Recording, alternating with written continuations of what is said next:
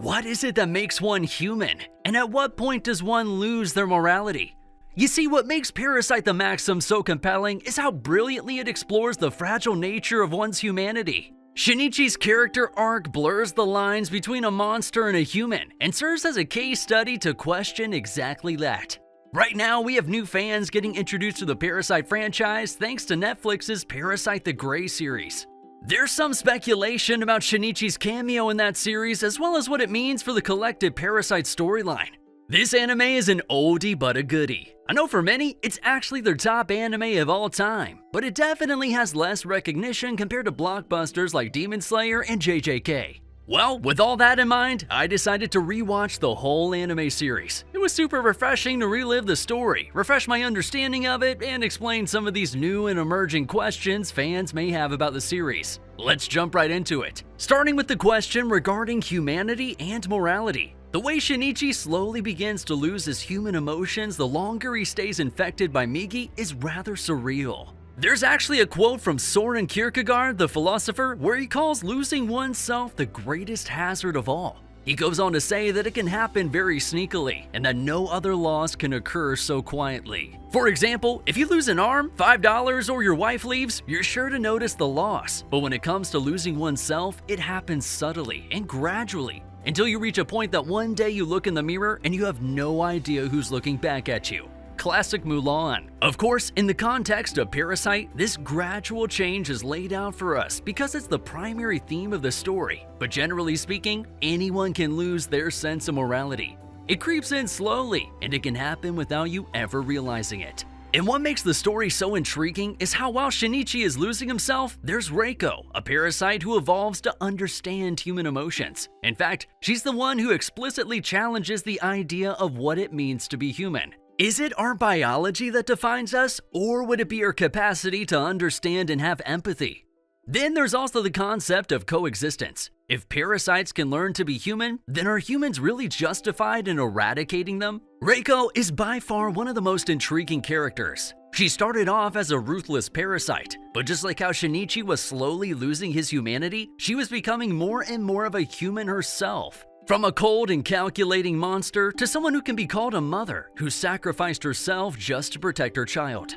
Honestly, this character arc is a testament to the true depths of humanity and how it can be found even within the most unexpected hearts. Naturally, Shinichi's character arc is also pretty thought-provoking. He starts off as a high school nerd and then grows into an unhinged badass. And while there is an argument about how cool he becomes, we have to also consider the loss of his innocence and how he finds himself in a rabbit hole of existential dread. In episode 12, when Mitsuo blames Shinichi about Hana's death after the funeral, he also gets emotional and beats Shinichi up.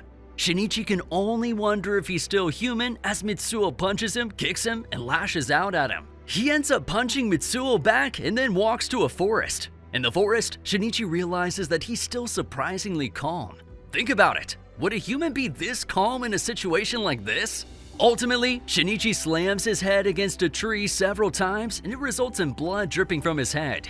It's not much, but the fact that his blood was still red comforts him a little. No wonder it feels so impactful when he finally sheds some tears in episode 18. It's a big deal. He still has some humanness in him.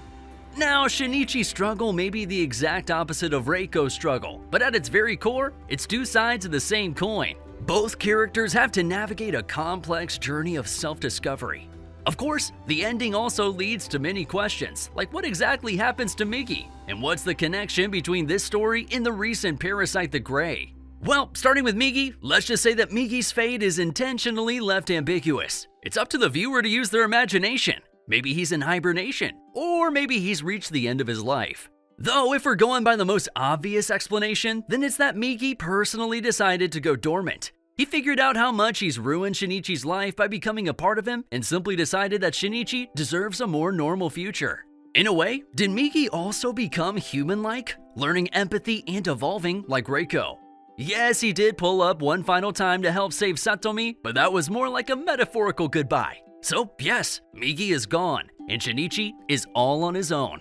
Parasites become a new normal of human society, and humans learn to coexist with them. In simpler words, the story of Parasyte the Maxim ends with episode 24. And this is also why Netflix's Parasyte the Gray is not a sequel in any way. Think about it. If The Grey is supposedly a sequel, then what about the ending of the Maxim? The Parasytes had already assimilated with human society, so isn't it a little weird that another conflict starts in The Grey?